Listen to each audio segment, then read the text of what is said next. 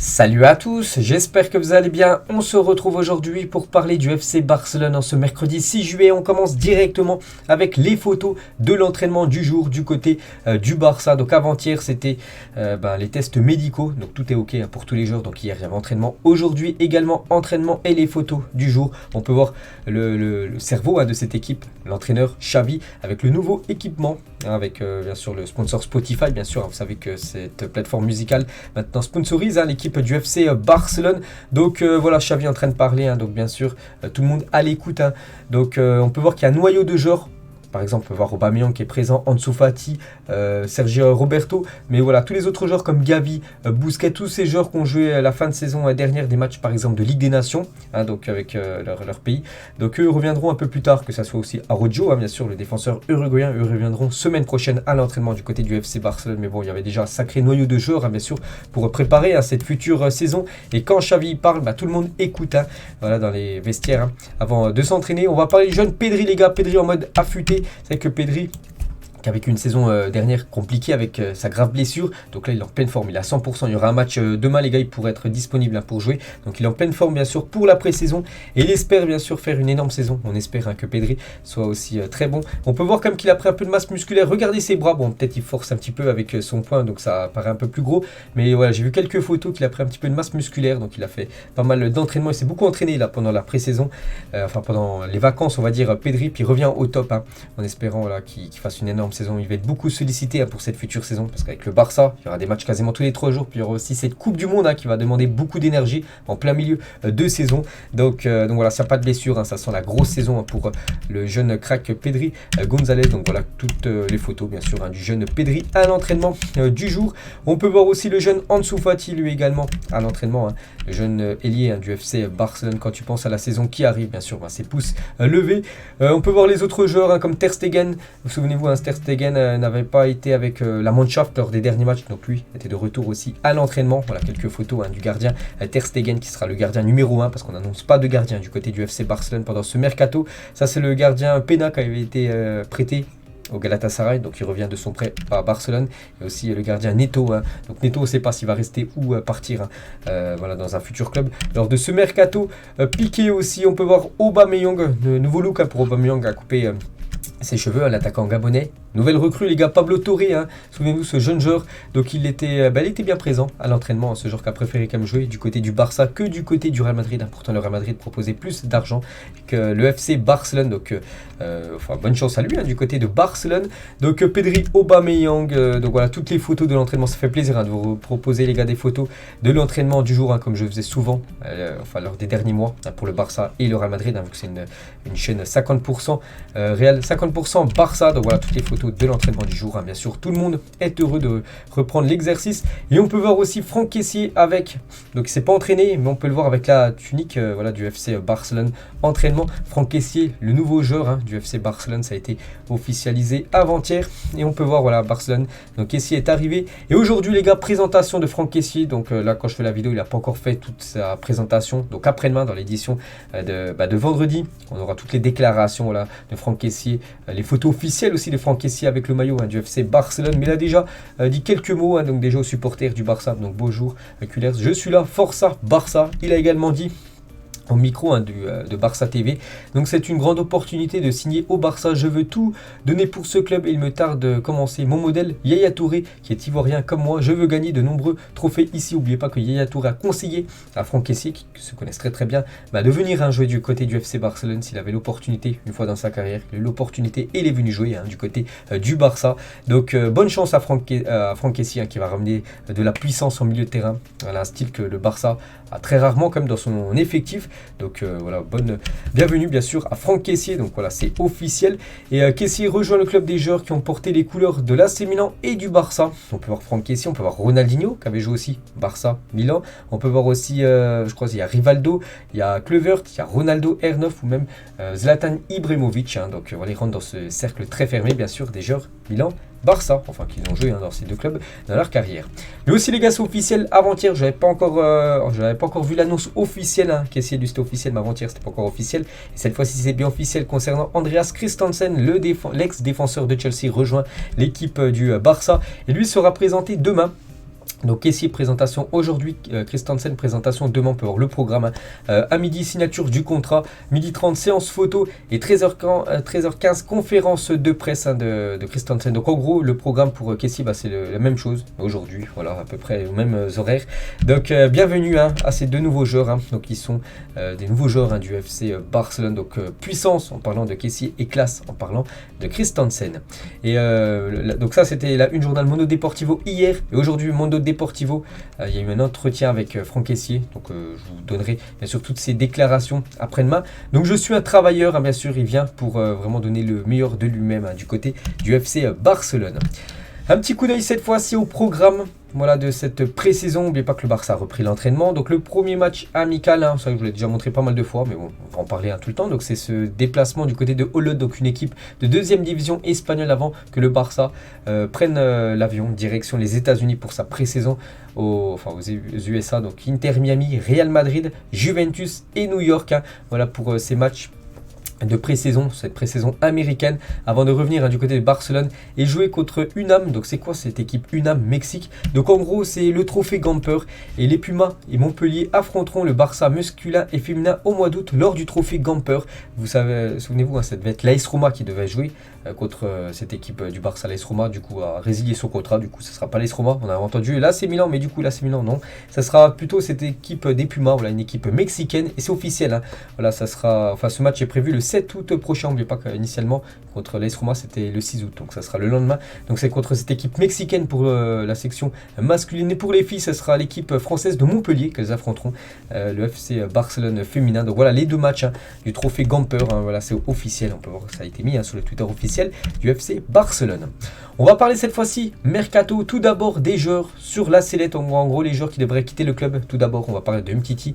Selon le média catalan Sport, Samuel Umtiti est en France pour finaliser son arrivée à Rennes, a priori sous la forme d'un prêt du Barça avec option d'achat. Le club breton pourrait donc recruter 2 champions du monde 2018, un coup sur coup. Bref, donc voilà, concernant Samuel Umtiti les gars, direction le FC Rennes, donc il va quitter cette équipe du Barça. Donc le Stade Rennais l'obtiendra en prêt avec obligation d'achat. Après le Barça prendra une partie de son salaire en charge, on ne connaît pas encore le pourcentage que prendra le FC Barcelone par rapport à son salaire, mais bon voilà Umtiti, c'est une bonne nouvelle pour le Barça parce que c'était comme une épine dans le pied, c'était un salaire du club, il jouait pas et du coup là, il va partir certainement en prêt, bien sûr ça c'est une très bonne nouvelle pour le club, donc ça pourrait être officiel dans les prochaines heures. Lui aussi les gars pourrait quitter l'équipe du Barça, peut-être direction la France. Donc Lyon a fait une offre au Barça pour faire revenir Miralem Pjanic qui avait joué du côté de l'Olympique Lyonnais dans le passé, et lui aussi pourrait prendre la direction de la Ligue 1. C'est aussi une bonne nouvelle pour l'équipe du Barça parce que il rentre pas du tout dans les plans de Xavi. Vous souvenez-vous, il avait été prêté au Beşiktaş saison dernière.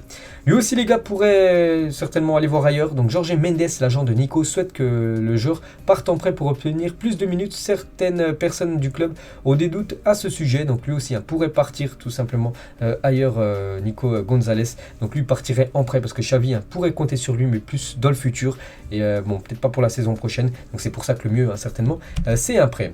Barcelone veut entre 20 et 25 millions d'euros pour Memphis Depay, parce que Depay lui aussi, là c'est toujours les joueurs qui pourraient quitter le club, donc Depay pas sûr qui reste du côté de Barcelone, et il y a Tottenham les gars, on peut voir, qui est intéressé par une arrivée de Memphis Depay. Donc en gros c'est une offre entre minimum 20 millions qui pourrait aller jusqu'à 25 millions d'euros. Peut-être le Barça pourrait vendre Memphis Depay, donc ce serait une grosse plus-value. N'oubliez pas que le joueur néerlandais rejoint le club gratuitement lors de l'été 2021.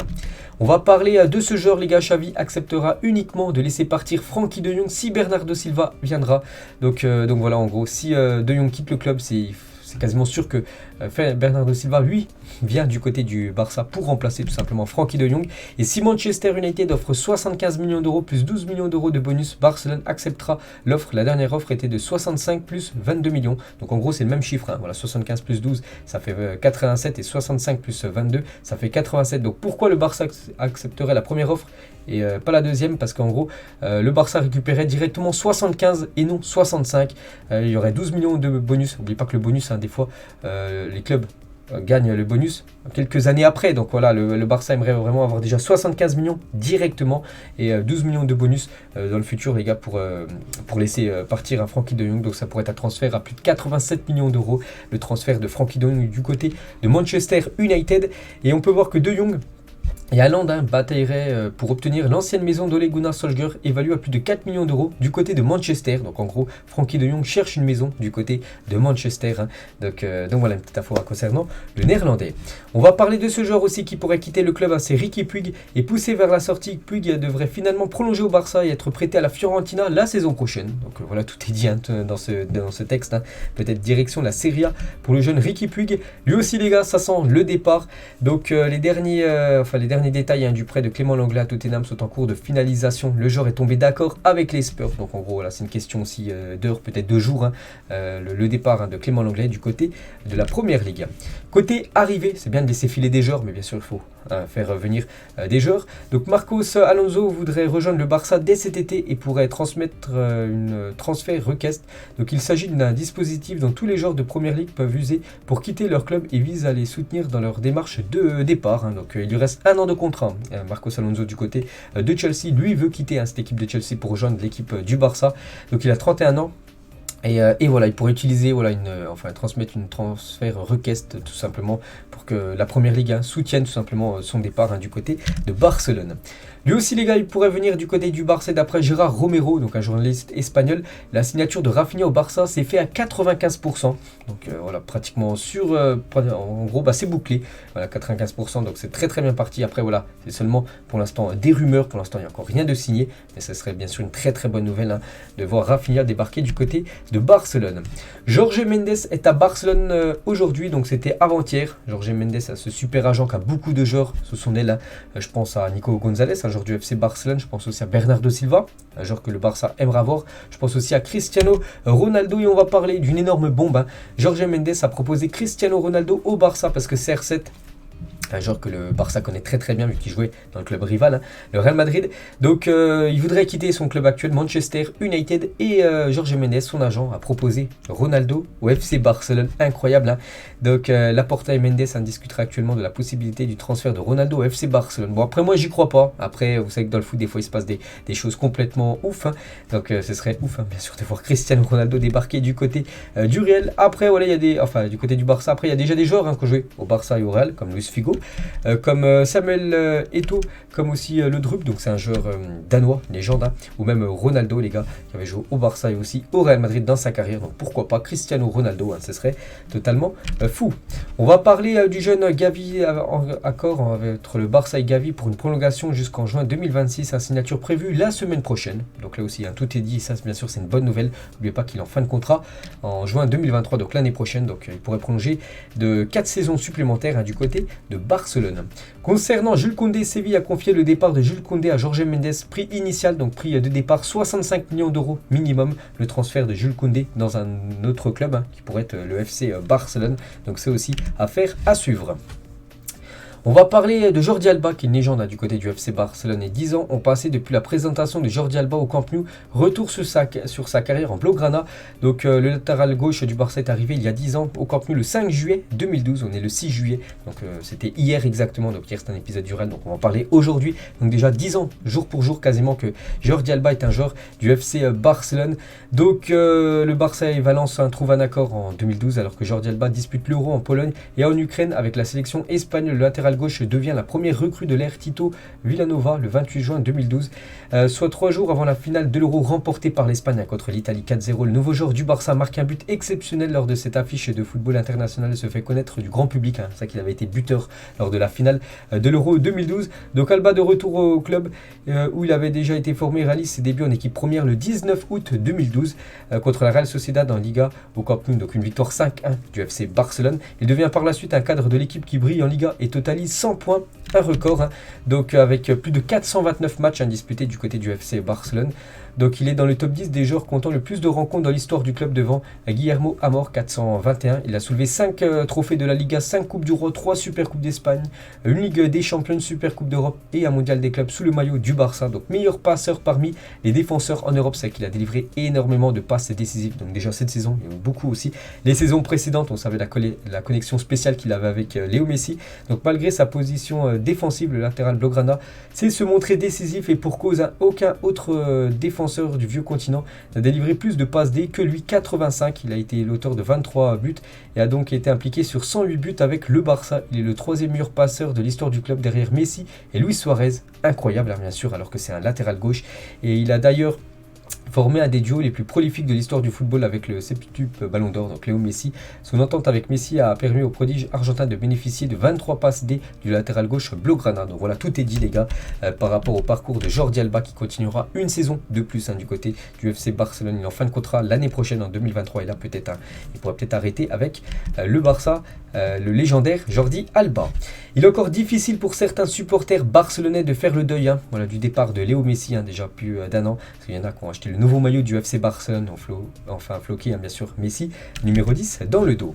Et on finit les gars cet épisode aujourd'hui et on va envoyer beaucoup de force à Alexia Putellas, donc la joueuse du FC Barcelone féminin, parce qu'elle souffre d'une rupture du ligament croisé du genou et déclare du coup forfait pour l'Euro féminin. Donc l'Euro féminin commence aujourd'hui, là en ce 6 juillet, et du coup elle annonce forfait avec la sélection espagnole. N'oubliez pas que c'est la meilleure joueuse au monde, elle a remporté le trophée The Best, elle a remporté aussi le Ballon d'Or il y a quelques semaines, donc énorme coup dur.